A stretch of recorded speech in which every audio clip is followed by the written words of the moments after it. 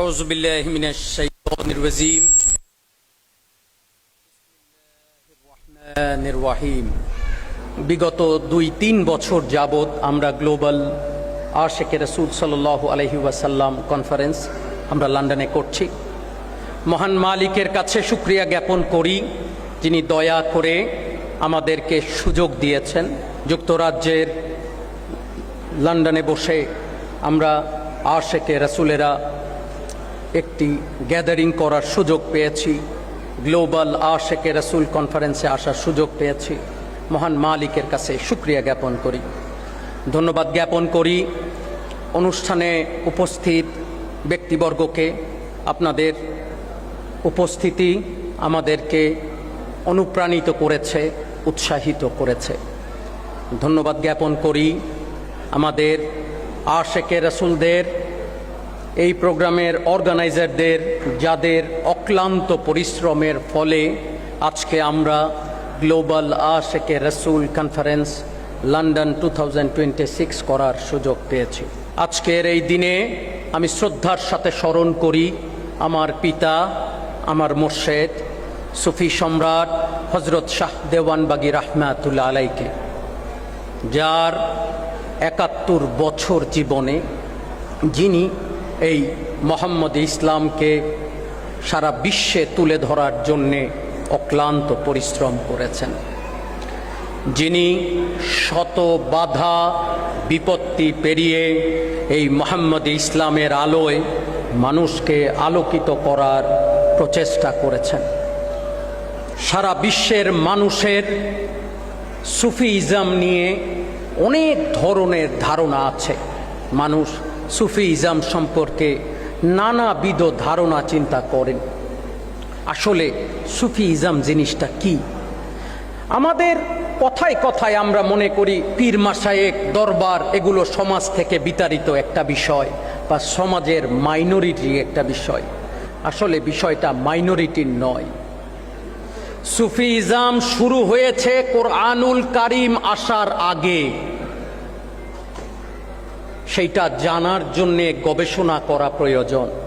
নবী মুহাম্মদ মুস্তাফা আহমদ মুস্তফা সাল্লাল্লাহু আলাইহি ওয়াসাল্লাম জাবালে নূর পর্বতের হেরা গুহায় বসে 25 বছর বয়স থেকে 40 বছর বয়স পর্যন্ত একটি ছোট্ট গুহার মধ্যে, ছোট্ট কোনো রকম আমার যাওয়ার সুযোগ হয়েছে। নামাজে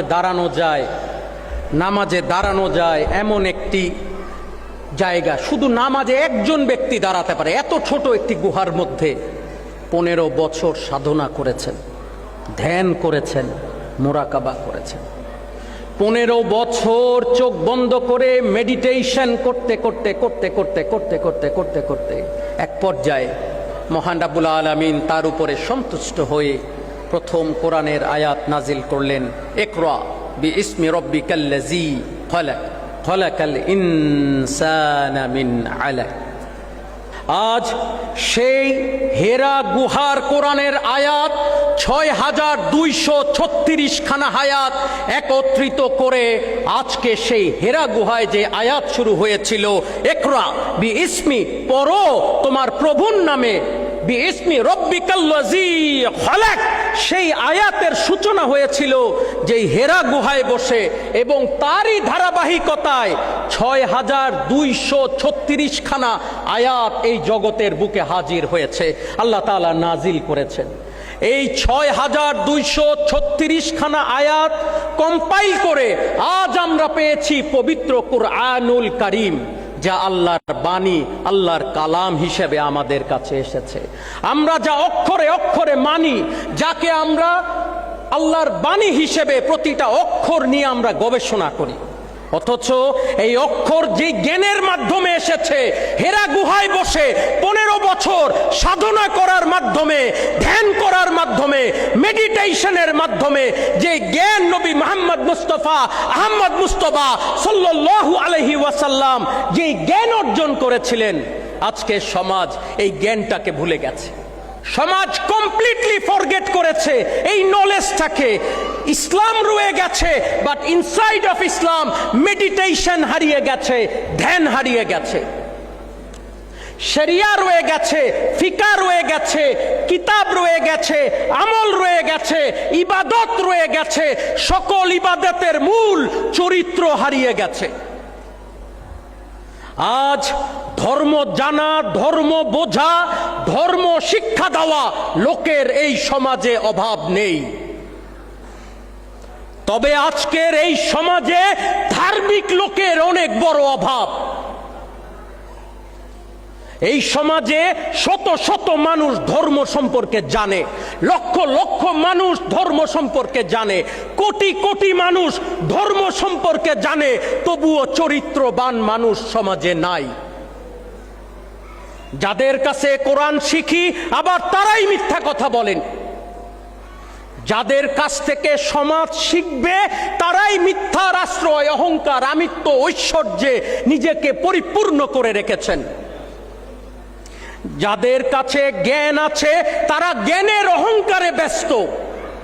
কেউ ডাক্তার, কেউ ইঞ্জিনিয়ার, কেউ প্রফেসর, কেউ আইনজীবী, কেউ সায়েন্টিস্ট, সবাই তাদের জ্ঞানে ব্যস্ত।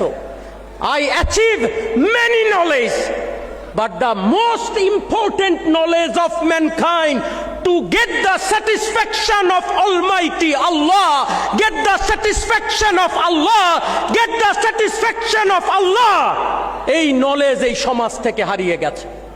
কার নামাজের রাকাত ঠিক আছে কিনা, কার ফতুয়া ঠিক আছে কিনা, কার আকীদা ঠিক আছে কিনা, কার জামা ঠিক আছে কিনা, কার কেমন চলছে সেই নিয়ে গবেষণা হয়। কিন্তু গবেষণা ভুলে গিয়েছি যেই মালিকের কাছ থেকে এসেছি আবার সেই মালিকের কাছে আমাকে ফেরত যেতে হবে, আমাকে দাঁড়াতে হবে আল্লাহর সামনে, দাঁড়িয়ে নিজের কৃতকর্মের জবাব দিতে হবে। কি করেছি আমার জীবনে, কি করতে পেরেছি, ভালো করেছি না মন্দ করেছি, আল্লাহ জানতে চাইবে না দুনিয়াতে তুমি কতগুলো বাড়ি করেছো। আল্লাহ জানতে চাইবে না তুমি কত বড় ডিগ্রি নিয়েছো। আল্লাহ জানতে চাইবে না তোমার ইউনিভার্সিটি কোনটা ছিল। আল্লাহ জানতে চাইবে না তুমি কত জ্ঞানী হয়েছিলা। আল্লাহ জানতে চাইবে আমি কি তার সন্তুষ্টি অর্জন করতে পেরেছি কি পারি নাই। যদি সন্তুষ্টি অর্জন করতে পারি আমার জীবন সার্থক, আর যদি সন্তুষ্টি অর্জন করতে না পারি, যত বড় আলেম হই, যত বড় ডাক্তার হই, যত বড় ইঞ্জিনিয়ার হই, এই জীবনের কোনো মূল্য নাই, এই জীবনের কোনো মূল্য হবে না। সুফিইজম মানুষকে সেই জায়গাটা শিক্ষা দেয় যেই জায়গাটা আপনাকে চরিত্রবান বানায়। আপনি যখন একজন সুফির কাছে যান তিনি আপনাকে সাধনার শিক্ষা দেয়, ইনার পিস। ইনার পিস শব্দটা ইংলিশ হলেও বুঝতে হবে নিজের ভিতরে যদি শান্তি না থাকে আর সারা সমাজে যদি শান্তি বিরাজ করে আপনার লাভ নাই। যার মাথায় মাথা ব্যথা তাকে জিজ্ঞেস করেন ব্যথা কেমন, সে বলতে পারবে বাবা রে বাবা মাথা ছিঁড়ে যায়। সবাই তার সামনে এখন সূরা কেরাত পড়লেও আর সবাই মিলে তার সামনে দোয়া করলেও তার মাথা ব্যথা সারবে না যদি আল্লাহ দয়া না করেন। যদি আমার অন্তর পবিত্র না হয়, যদি আমার সিনা আলোকিত না হয়, যদি আমি মালিককে চিনতে না পারি, আমার এই জীবনের কোনো মূল্য নাই। এই সুফিগণ যুগে যুগে মানুষকে এই শিক্ষা দিয়েছেন, মানুষকে আলোকিত করার শিক্ষা দিয়েছেন। বড় পীর আব্দুল কাদের জিলানী, খাজা মাইনুদ্দিন চিশতি, বাহাউদ্দিন নকশবন্দি, মুজাদ্দেদ আলফে সানি রাহমাতুল্লাহ আলাইহি থেকে শুরু করে বাংলাদেশের সারা বিশ্বে যত আউলিয়ায়ে কেরাম গণ এসেছেন তারা প্রত্যেকেই ধ্যান সাধনা মোরাকাবার মাধ্যমে নিজেকে চরিত্রবান বানিয়ে পাপ থেকে দূরে থাকার বিদ্যা আমাদেরকে শিক্ষা দিয়েছেন। সেই শিক্ষায় শিক্ষিত হয়ে আমরা মানুষকে আলোকিত করেছি। আজকে যদি আমরা বলি আমার কাছে কিতাব আছে, আমার তো আর কোনো পীর মাশায়েখের দরকার নাই, আলহামদুলিল্লাহ পীর মাশায়েখ চরিত্রবান হওয়ার শিক্ষা দিতে পারবে, কিতাব পারবে না। একজন কোরআনের হাফেজ অর্থ এই নয় তিনি একজন চরিত্রবান ব্যক্তি। কোরআন জানা আর কোরআন মানা এক জিনিস নয়। মানার জন্যে চরিত্র দরকার, ক্যারেক্টার দরকার। আপনি যদি পাপ থেকে নিজেকে মুক্ত করতে না পারেন, আপনি যদি অন্যায় করেন, আপনি যদি জুলুম করেন, আপনি যদি অত্যাচার করেন, আর আপনি যদি 5 ওয়াক্ত নামাজ পড়ে বলেন আমি হাজী সাহেব প্রতিদিন হজ করে আসছি, আপনার এই নামাজ আল্লাহর কাছে গ্রহণযোগ্য হবে না। কেন হবে না? কারণ আপনি তো আসলে চরিত্রবান হন নাই। সকাল বিকাল রাত্রে মিথ্যা কথা বলেন, পরের সম্পত্তি লুণ্ঠন করেন, পরের হক নষ্ট করেন, আরেকজনের জমি খেয়ে ফেলতেছেন, দখল করে নিতেছেন, আর আপনি এখানে নামাজ পড়ে হাজী সাহেব সাজলে কি আর হাজী সাহেব হওয়া যায়?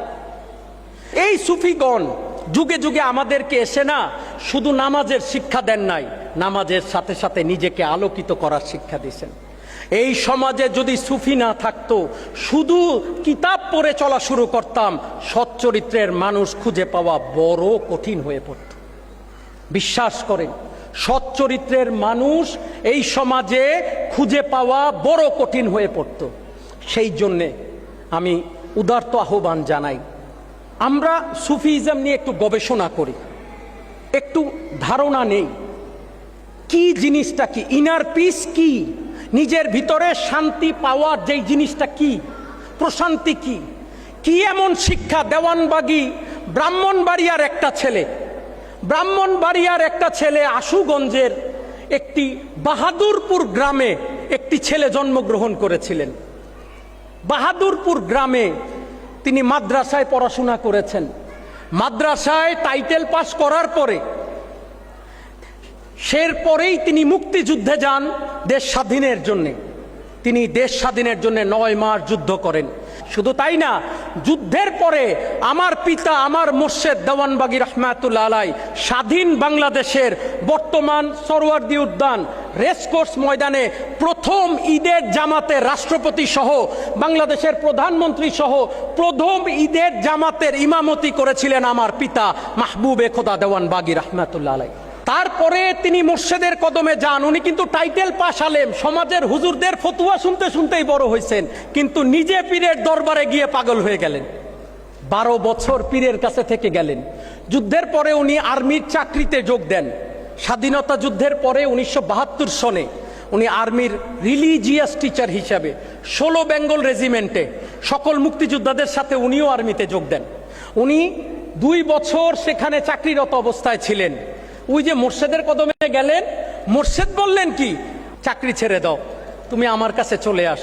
মোর্শেদের প্রেমে উদ্ভাসিত হয়ে উনি ওনার জীবনের চাকরি ছেড়ে দিয়ে বাকি জীবন 12 বছর 12 ইয়ার্স উনি মোর্শেদের কাছে গিয়ে মেডিটেশন করলেন, ধ্যান বিদ্যা অর্জন করলেন। তারপরে তিনি এই আলোটা সারা বিশ্বে ছড়িয়ে দিয়েছেন। সম্মানিত সুধীবৃন্দ, এই আলো আজকে ব্রাহ্মণবাড়িয়ার বাহাদুরপুরের এক সন্তান, সেই আলো আজকে বিশ্বের 100টির বেশি দেশে আলোকিত করেছে। কি বলেন, এইটা কি আমাদের জন্য গর্ব নয়? গর্ব না গর্ব না? গর্ব। বিশ্বের 100টির বেশি দেশে, আপনারা জানলে আনন্দিত হবেন, দেওয়ানবাগ শরীফ রেজিস্টার্ড অর্গানাইজেশন বিশ্বের কমপক্ষে 40টি দেশে রেজিস্টার্ড অর্গানাইজেশন। আমরা বিভিন্ন দেশে এটা নিয়ে কাজ করছি। শুধু ধর্মের শিক্ষা দিচ্ছি না, ডোন্ট থিঙ্ক আমরা শুধু ধর্মের শিক্ষা দিচ্ছি, আমরা ধর্মের সাথে মানুষ হওয়ার শিক্ষা দিচ্ছি। মানুষ হওয়াটা অনেক কঠিন, দেখতে মানুষের মতো সবাই, কিন্তু আমাদের ভিতরে অনেক পশু বাস করে।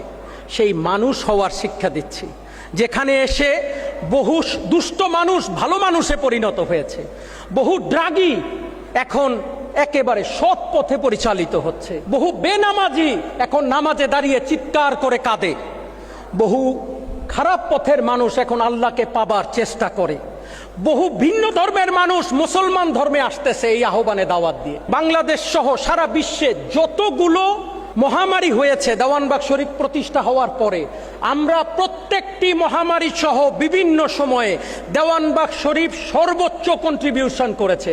শুধুমাত্র করোনা মহামারীতে আমাদের দরবার শরীফের পক্ষ থেকে 10 কোটি টাকার বেশি ত্রাণ বিতরণ করেছি। শুধুমাত্র এই কারণে, কারণ আল্লাহর সৃষ্টিকে ভালোবাসতে না পারলে আল্লাহকে ভালোবাসা যায় না। স্রষ্টার সৃষ্টিকে ভালোবাসতে না পারলে স্রষ্টাকে ভালোবাসা যায় না। সেই জন্য সৃষ্টির ভালোবাসার মাধ্যমেই স্রষ্টার ভালোবাসা খোঁজার চেষ্টা করেছি। আপনারা যারা আজকে আমাদের এখানে উপস্থিত হয়েছেন, আপনাদের সবাইকে আমার অন্তরের অন্তঃস্থল থেকে ধন্যবাদ জানাই। আজকের এই দিনে আমি সবার কাছে একটি মেসেজ দিয়ে শেষ করতে চাই, ভালোবাসার উপরে ধর্ম নাই, ভালোবাসার উপরে ইবাদত নাই, ভালোবাসার উপরে চাওয়া কিছু নাই। রাগ করে থাকার চেয়ে মাফ করতে পারা অনেক বড় কঠিন। এই কঠিন কাজটা করেন, একে অপরের সাথে ভালোবাসা, ভ্রাতৃত্ব, মহাব্বত দিয়ে চলুন না আমরা সবাই একটি সুন্দর সুষ্ঠু সমাজ তৈরি করি। চলুন না আমরা সবাই মিলে মারামারি, কাটাকাটি, অপমান, রাগ ভুলে গিয়ে, আপনার মত আলাদা হতে পারে, আমার মত আলাদা হতে পারে, আপনার চিন্তা আলাদা হতে পারে, আমার চিন্তা আলাদা হতে পারে, আমরা কি ভালোবাসা, ভ্রাতৃত্ব দিয়ে একজন আরেকজনের পাশে থেকে এই পৃথিবীটাকে আরো সুন্দর করে বাঁচতে পারি?